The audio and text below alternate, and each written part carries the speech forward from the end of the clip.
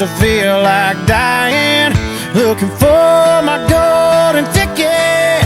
Can't find no silver lining.